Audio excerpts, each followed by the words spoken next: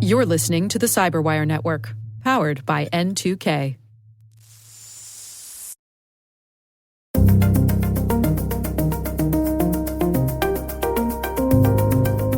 The attackers are not waiting for you to get there and then saying, now we're going to see how well you did. They're going to keep coming every single day. Hello, everyone, and welcome to the CyberWire's Hacking Humans podcast, where each week we look behind the social engineering scams, the phishing schemes, and the criminal exploits that are making headlines and taking a heavy toll on organizations around the world. I'm Dave Bittner from the CyberWire, and joining me is Joe Kerrigan from the Johns Hopkins University Information Security Institute. Hello, Joe. Hi, Dave. We got some good stories to share this week, and later in the show, my conversation with Andrew Rubin. He is CEO and co-founder of Illumio. We're going to be talking about zero trust. The start of the year is a great time to take that next step in your education, career, and beyond. Rely on N2K certification prep to provide the tools to help boost knowledge, skills, and confidence to get you there. And now, for a limited time, all N2K certification practice tests are 40% off. Visit n2k.com/certify and use promo code N2KVDAY. That's N2KVDAY to save 40% on your purchase. That's n2k.com/certify with promo code N2KVDAY. Offer ends Monday, February 19th. Happy learning. All right, Joe, before we jump into our stories this week, we actually have quite a bit of follow-up. Yes. Let me start off here. First thing we got here was from a listener named Cassie, and she writes in and says, I just got done listening to your January 17th, 2019 episode, Prisoners Have Nothing But Time. Right. She's starting from the beginning and making her way through. as everybody should, Dave. That's right. Thank you, Cassie. I just wanted to give you another perspective on the prison pen pal scheme. She says, I served 7 years in a female prison here in Kentucky. I'm currently out and turned my life around, always trying to do the next right thing. Of course, some of the women I was in with took advantage of pen pals the same way the man in that episode did, but it also happened the other way around. Men would write to the women and try to take advantage of them. Really? Those men were usually older gentlemen who were lonely and wealthy. Mm-hmm. They would send money to the woman, and in turn, she would tell them everything about themselves. I know women who turned over control of their social media accounts to random people they wrote. They gave information on their family and friends as well. As a result, when they got out, they have to make new accounts while these people pretend to be them online. Wow. Really? Yeah. She says, I've almost fallen for a scam on Facebook from the account of someone I was in prison with. Right. That's actually an interesting vector. Mm-hmm. She says, of course, I'm unsure if they got hacked this way, but it would be too easy. For example, it only takes one quick search to get an amazing amount of information about anyone in prison or even out on parole like myself. And then she includes a link to a state corrections website. And I went and looked on there, and sure enough, there's a lot of information there. Yeah. There's a photograph of the person, hair color, eye color, gender, where they are. It's basically, a social engineering catalog of information. Right, yeah. She said, Cassie goes on to write, she says, I basically just say this because it proves what you say about scammers not really caring about who you are when they find out all your info because it can be used to further any other plans of theirs, like that scam I came very close to falling for. Exactly. I also want to tell you, and Joe, that since I started listening to your podcast, I've now randomized all of my passwords. Very good. Got a password manager. Excellent. And I don't click on email links. That's even better. Just thank you very much for the show. And if you've made it all the way through this message, I hope I gave you some food for thought. Have a great day. Thank you very much, Cassie. I appreciate this perspective, and maybe it's time to rethink what it means to be a matter of public record, Mm-hmm. right? Court records are public records, but should we have this level of information available to anybody online anywhere in the world? Maybe it's time to rethink that. Yeah. It strikes me too that an angle of this I had not considered is that if you are someone in prison, right, and someone is trying to steal your identity, right, it's probably very difficult to monitor that. Absolutely. You have a limited ability to reach out in the world and check your accounts and make sure someone isn't out there trying to use your identity for bad things. Yeah, and no one in prison or otherwise should be handing over control of their social media accounts to someone they've never met, someone they don't know. If you're in that situation and you want to hand over control of your social media accounts, hand it over to a family member or a trusted friend, somebody you know personally. Don't hand it over to some person who just started writing you letters. Yeah.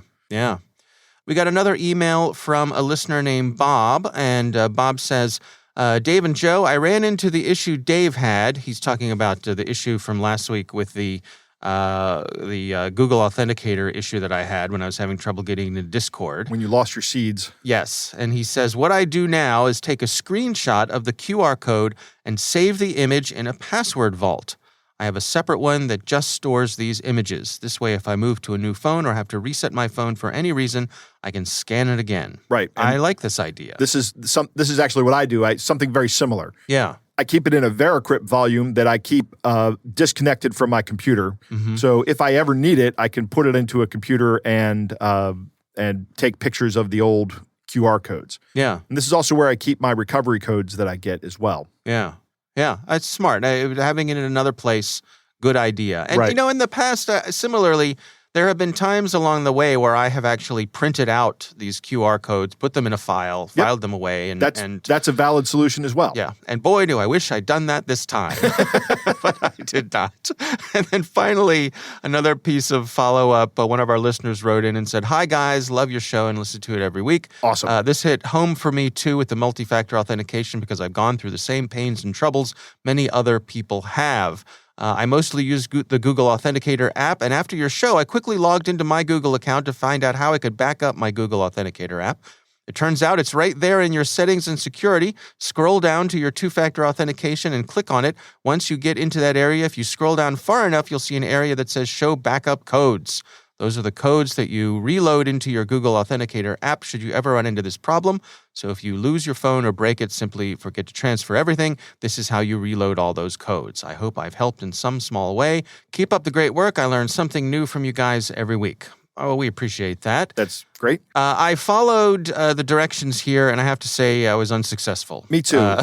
But you and I both don't use Google Authenticator as our second factor for our Google accounts. We both use YubiKeys for that, right? Right, exactly. So they may not be there. I don't think these are codes for all of your seeds. I think these are just these are secondary codes, backup codes for getting back into your Google account. Okay. I may be wrong about that, but you and I can't see them. We don't see them at all. Yeah. However, I did look on the Google Authenticator app to see if there's some means of backing these codes up. There is a way you can export them. I don't know what that results in. I haven't done that yet. But on my Microsoft Authenticator, Microsoft offers a very similar product. That has a button on it that says Cloud Backup. Right. So that you can store your seeds in the cloud securely. Yeah. I don't know how Microsoft does that and assures that they're secure. Yeah. I also don't know how you get that back if you're using an Authenticator app to access your Microsoft account. Yeah, it's the thing. It's codes all the way down. Right, exactly.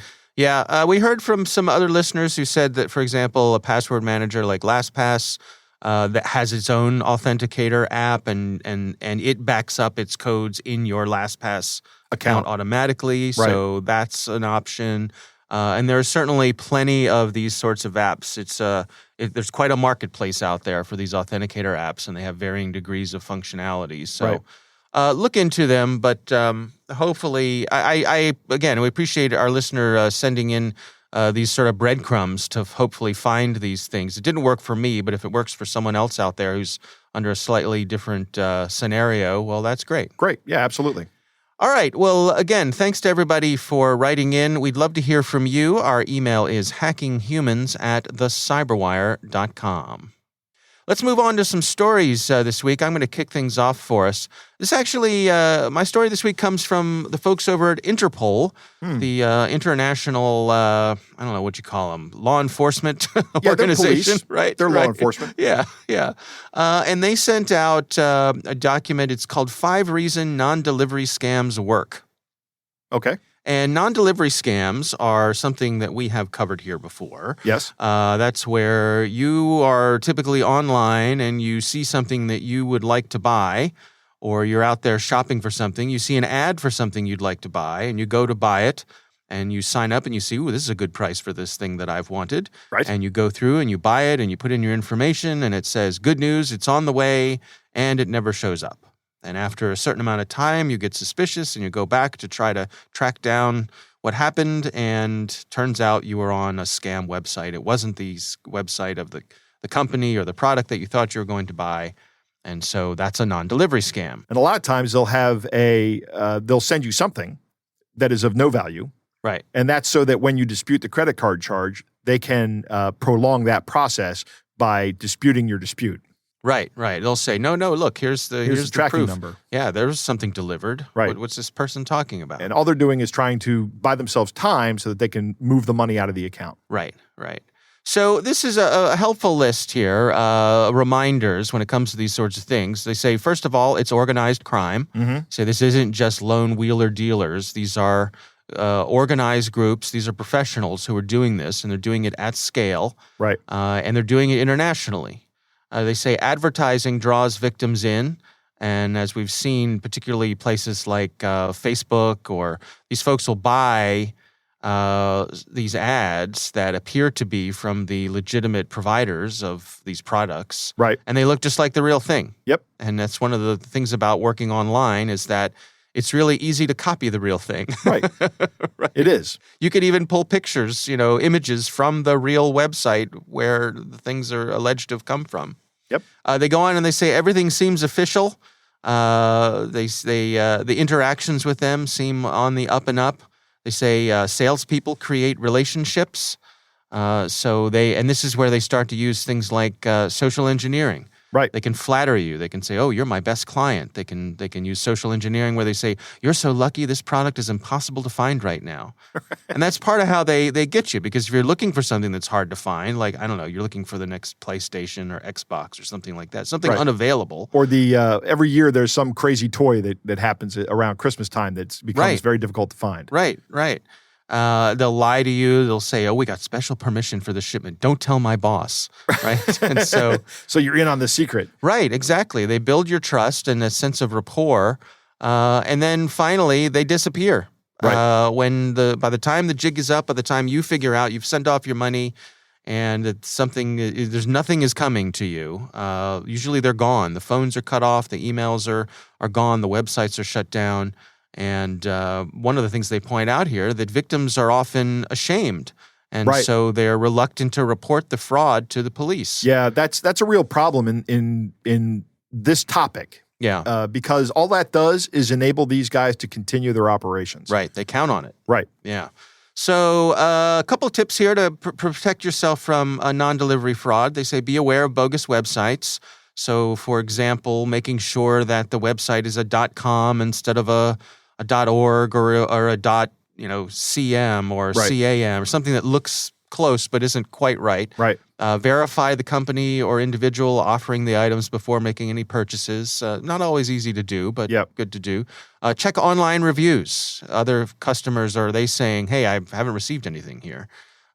Be wary about making payment to a bank account located in a different country. That's a big red flag. Dave, I've bought a lot of things online. Yeah. Never once have I made payment to a bank account. Yeah. Me neither.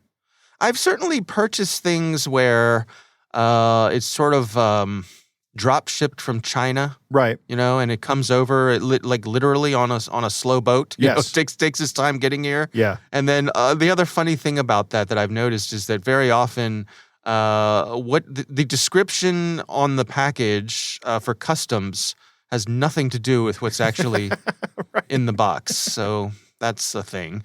That's a completely different topic for a completely different kind of show. Right. And then finally, they say keep your radar on high alert, especially if you're asked to pay unplanned fees. So good advice here. I think some general stuff, some good reminders, and interesting that this is active enough that the folks at Interpol decided it was time to put this communique out and help spread the word about it. All right, well, that is my story this week. Joe, what do you have for us? Dave, you're familiar with the term catfishing. I am. Right? This is where you, or somebody, not you, Dave, you would never do this, right? No, only to you as a practical joke, maybe. Yes. This is where somebody sets up a social media presence of some kind. It can be across multiple platforms. And usually they're doing this for the purpose of some romance scam or something of that nature. But there are plenty of other reasons they've done it. And Proofpoint has a really amazing report that came out just last week as we're recording this. And it is about an APT called TA456 or Imperial Kitten. Okay. So, since it has kitten on the end of it, you know that's something to do with Iran. Yeah, and APT is Advanced Persistent Threat. Correct. That's how we describe nation-state actors. Right. Or their nation-state actors are very sophisticated criminal organizations. Right. They created a profile for a person called Marcella or Marcy Flores. And guess what Marcy's job is? Cybersecurity professional? No. She is an aerobics instructor. Oh. Now, Dave, have you ever met an unattractive aerobics instructor? I have not. I have never seen an unattractive aerobics instructor.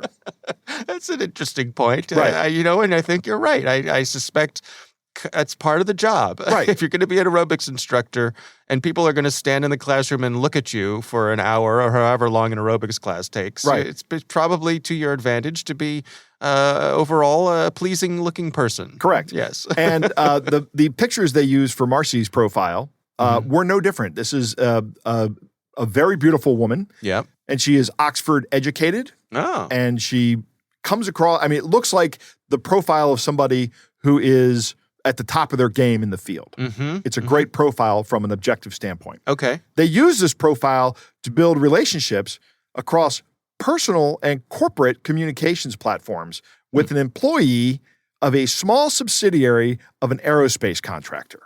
Okay? So this is an intelligence operation. And the earliest publicly available Facebook profile photo of this person was uploaded in May of 2018. Okay. So that's when they create the profile. Right. Or that's when they upload a photo to the profile. We actually don't know when they created the profile. In 2019, a year later, that's when they friend the target of this operation. Okay. Okay, so that's a year later, they send the friend request. And then in November of 2020, this profile starts conversing with the target over this platform. Okay. So now another year has passed. Then finally, in June of this year, 2021, the threat actor attempted to capitalize on the relationship by sending a targeted malware via an ongoing communication chain. Now, Dave, I won't get into technical details, but the technical details are in the report from Proofpoint, and there's a link in the show notes if you want to check them out. But this is a nasty piece of malware, and it is targeted at this person. Specifically at this person. This was, they really thought this guy was of value. I'm assuming it's a guy. Proofpoint says the profile bears strong similarities to other profiles previously used by the Iranian APTs to target intelligence targets of interest and of value. And the Marcella program appeared to be friends with multiple individuals who publicly identify as defense contractor employees and who are geographically dispersed from the alleged location of this profile in Liverpool in the UK. Okay. Right? And now in July of 2021, Facebook announced that they had disrupted a network of Facebook and Instagram personas, including this one, that they attributed to an Iranian-aligned attacker or actor. And they shut down the account. So Marcella's account's gone. You can't see it anymore. Okay. But it occurred to me, this is a lot of effort to go through to target one person. You look at this, they went back, it goes back to 2018 when they created this profile and started populating it. Right. And they didn't try to send the malicious attachment until 3 years later. Wow. Yeah. Espionage is a long game, I suppose. It is a long game, yeah. When you're dealing with a threat actor like this, you have to expect the long game. Here's an observation I have on this. It's really difficult to avoid being targeted this way because if you're on LinkedIn and on Facebook, right, and I go and do a search on LinkedIn for people that work at a defense contractor, there's a picture of you there, right? Right. Chances are there's a picture of you on your Facebook profile as well. So I can reach out to you on your Facebook profile and try to befriend you on your Facebook profile, never even using your LinkedIn. And LinkedIn is where and I've said this before, LinkedIn is a fantastic open source intelligence tool. Right. So I don't know how you protect yourself against this other than being suspicious of people that you've never met when they send you attachments. Well, shouldn't that be enough, Joe? Yeah, it should be. Actually, it was enough in this case. I don't think that this attachment, that this payload fired off. I think that they caught it. Yeah. I think the guy may have been suspicious and said, this is going on a little too long. Another thing that would make me suspicious is if out of the blue, a very attractive female aerobics instructor friended me from the UK. Oh, come on, Joe. Don't. I would be immediately suspicious of that. I'm like, why is this woman interested in me? Oh, come on, Joe. You're a big-time podcast host. Well, that's right. Yep. Big-time podcast host. Yeah, you never know. I mean, yeah. Yeah, it's funny. I would say a couple times a week, my wife and I will be sitting on the couch and she'll hold up her phone to me and with a Facebook friend request and she'll say, "Do you know this person?" And I'll look at it and I'll go, "Nope." She's like, "All right." And that's it. Like that's the end of it, right? Right, that's the end of it. But I think it's an interesting additional avenue for folks to get in, which is that if you're trying to come at someone who's part of a couple, right, a married couple, for example, and you can befriend the spouse. And the spouse is not the target, but befriend the spouse. And then, for example, if they go to friend me, and I look and they say, "Oh, well, this person's friends with my spouse. I guess we know who that person is. All right, I'll say yes, and then we'll swing back around and check later, right?" So, I mean, that's a common espionage technique as well. Yes. To become friends with the friends or the loved ones or whatever. So if you work in the defense industry for any country, be wary of these kind of things. Be wary of these kind of requests that come out of the blue. Mm-hmm. I wonder if Marcela Flores was specifically created just for this one person, or was she playing the field with the defense contractors? No, she did have multiple defense contractor contacts before her account was taken down. So yes, she was definitely playing the field. Right. She had a type. Right? Yeah. You say she, but it's really some group of guys in Iran who are running this. Burning the midnight oil. Right, yeah, exactly. Exactly. The opposite of an aerobics instructor, right? All right. Well, interesting story. And of course, we'll have the link to that in the show notes. All right, Joe, it is time to move on to our catch of the day.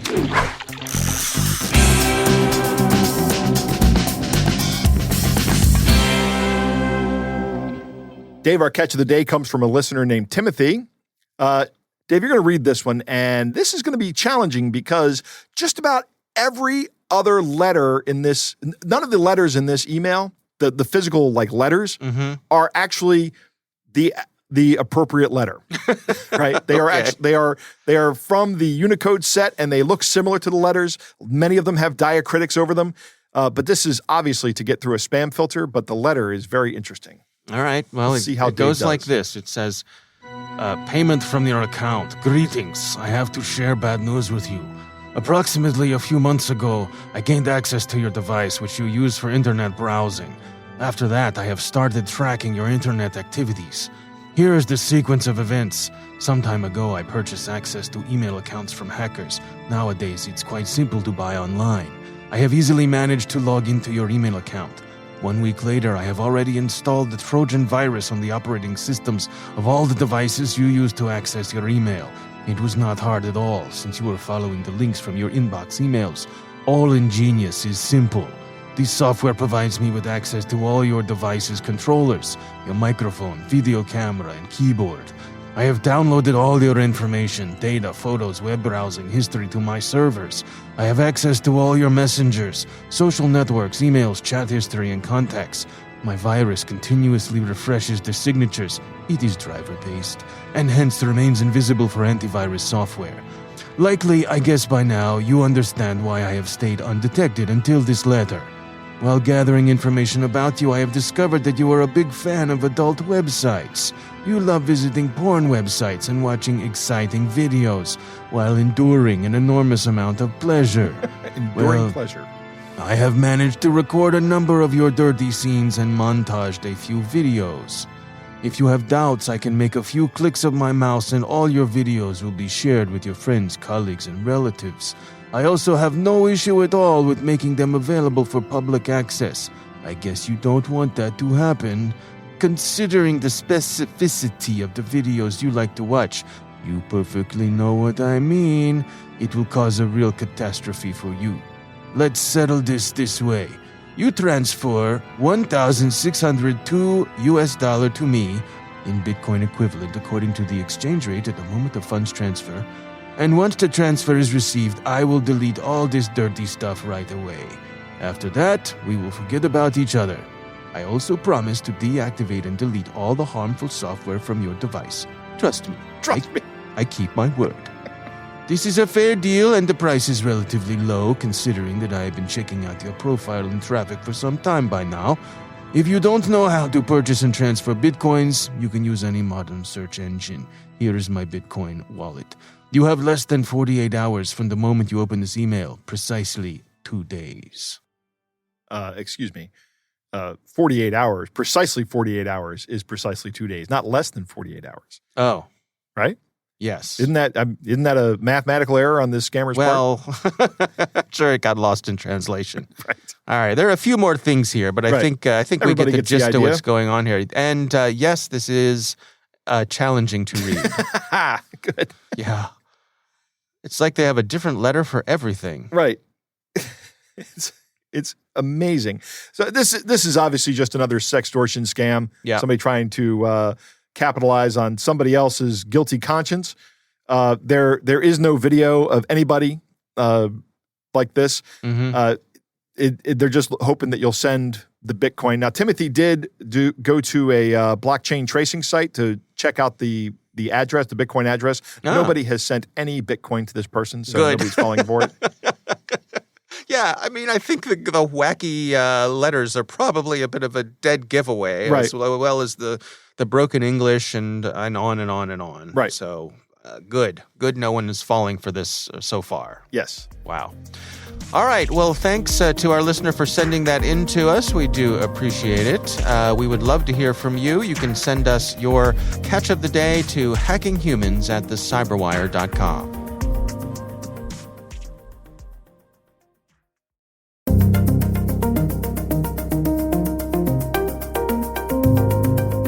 All right, Joe, I recently had the pleasure of speaking with Andrew Rubin. He is the CEO and co-founder of a security company called Illumio. And our conversation centers on this notion of zero trust. Here's my conversation with Andrew Rubin. So first of all, let's back up one very large step and go back and acknowledge that over the last 3 decades, almost the entire cybersecurity model has revolved around detection and using detection to try and find and therefore stop bad things from happening. And obviously our track record recently of relying on that as a strategy proves that it's no longer enough. And so I think there's a very important point there that we've had a strategy for a long time, but the news of late proves that it's no longer enough to keep us safe. I think the second thing is that we've seen a seismic shift in the outcomes when we miss. This was a story that for many years was told around data being stolen or information leaking out. And then a few weeks ago, we had lines at gas stations and we had concerns about the food supply making its way around the country.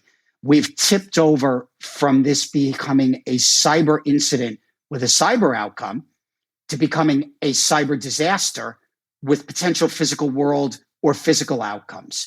And so I think that that's sort of the second important piece. And I think the third piece is we've watched the response in volume and velocity ramp up enormously, highlighted probably more than anything else by the President of the United States executive order just a few weeks ago, mandating the federal government uplift to a zero trust model.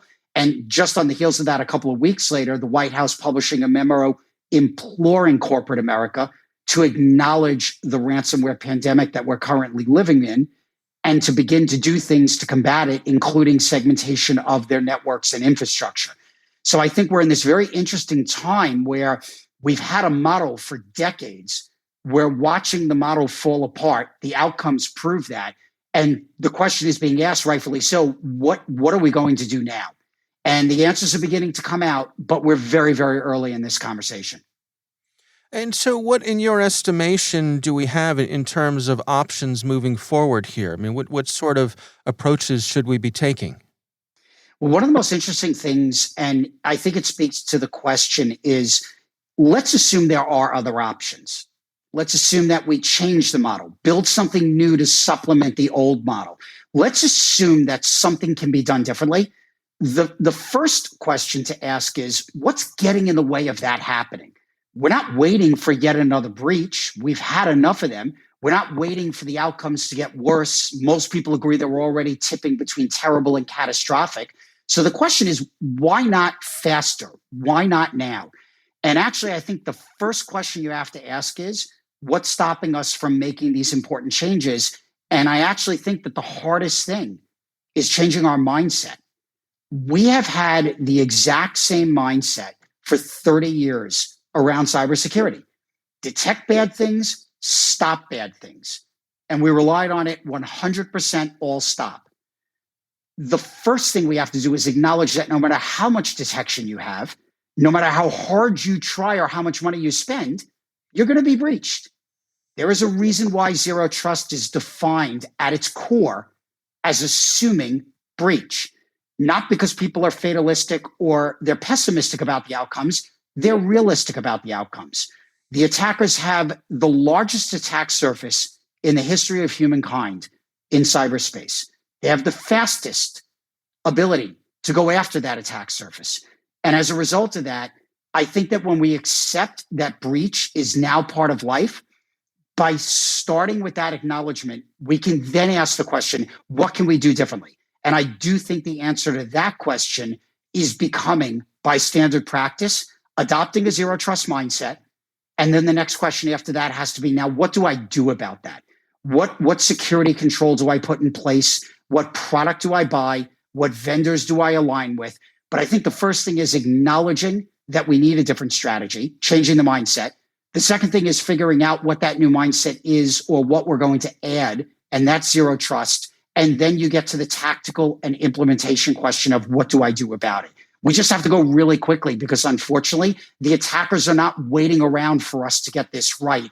They are making us think about this and push harder and go faster. And if we don't, they're going to keep winning and they're going to win more often. What are your recommendations then for organizations in terms of, turning the various dials for the different types of security that they implement? I mean, is it safe to say that it's premature to, for example, jettison detection altogether? But if we're going to shift some of our spending, how does each organization go about calibrating how they set those priorities? So it's a fantastic question. And I think that there's two very important points that come out of it. None of this is about throwing away everything that we've been doing or we're doing today. In other words, exactly as you asked, nobody would say turn off all your detection because it doesn't work. It's how well it works, or does it work perfectly? And we all know the answer to that second part is no. So we see a lot of value in trying to detect and obviously block and stop bad things. But even if you're right 99.99999% of the time, unfortunately, that is not perfect. And when you miss, the immediate question you should be asking is, now that I've missed, is this an incident or is it going to be a catastrophic breach? And the differential between those two things, you have to have an answer for how you're going to prevent it from becoming catastrophic. So this is about not throwing away the model. It's about adding to the model. It's about recognizing there is a new problem to solve. And so I'll tell you the two things that I honestly believe are coming out of all this conversation that we're having right now. Number one, there is a real acknowledgement that our existing model alone is not enough. I think that's an incredibly healthy thing. The outcomes are happening more often, meaning the breaches. They seem to be getting worse, and they're happening to more and more organizations every day. That should be enough evidence that we need to be asking the question quickly, what else do we need to be doing? But that leads to the second part, which is there's an old expression about the enemy of a good plan is a perfect plan. Acting now and moving us into a zero trust position, even if it's not all the way there, is better than spending the next 3 years debating about what the perfect zero trust model might be. And one of the things that we're finding in conversations with all of our prospects and all of our customers is that segmentation in of itself is not zero trust. You don't just segment your network and automatically become zero trust, but it is a core pillar and a foundational element of a zero trust strategy. And so for our customers, we talk to them aggressively about make progress, go quickly, take some of the easy things and segment them right now. In other words, do something today to reduce your risk tomorrow. You can then work more tomorrow on reducing your risk further, but don't spend a lot of time doing nothing but planning in hopes of getting to a perfect new model. The attackers are not waiting for you to get there and then saying, now we're going to see how well you did. They're going to keep coming every single day. I'm curious if you have insights on what an effective approach is in terms of reaching out to folks to try to convince them to adjust their mindset. You know, there's that joke about how, you know, nobody likes change. I mean, is there a way to come at this, a diplomatic process that doesn't lead to people just sort of throwing up walls, and saying, hold on there, you're going too fast for me here? I think it's a critically important question because you're actually highlighting something that in cyber, certainly, but I think it's true across many facets of change. We traditionally don't embrace change as people. And especially if we have an operating model that we're comfortable in and that we've been using for a long time, it's even harder to think about doing it differently. I think some of the forcing functions are when you have these catastrophic breaches and you read about them, or, unfortunately, sometimes they happen to you or your organization. That obviously forces you out of your comfort zone. But I do think there is a diplomatic, to use your word, a diplomatic way to get people a little more comfortable, which is prove to them that the technology that you're bringing them and the change in the operating model required to use it is actually not an enormous change and not a scary change. So in other words, show up with a playbook, not just a piece of software. Explain how that playbook could be used to segment in a day or an hour or a week and not require a 3-year project to get to the first outcome. And so one of the things that we focus on very heavily at Illumio is working with our customers to say, there may be a longer horizon on your zero trust journey, but we want you to immediately start reducing risk with quick and easy wins in segmentation that could be delivered in hours or days or weeks to prove 2 things. 1, risk really can be reduced quickly and easily. And 2, that you can do it and use that as a way to build confidence to continue further down the journey. And I think that the word diplomatic, as you used in your question, is exactly right. You can't just walk in and say, this is broken and we need you to rethink everything and we need you to do it in one day. It's difficult enough to do this work even when you're committed to it. So when you make somebody very scared or very uncomfortable of making this change, it gets even harder. We want to make it easy and comfortable. We want to give you quick wins quickly so that you actually build confidence that, yes, this is the first time in decades I'm changing my security model. But number 1, I have to do it. Number 2, the attackers are not waiting around for me to do it. And number 3, it's possible. And it's actually not even not scary. It's actually doable, and it's doable comfortably.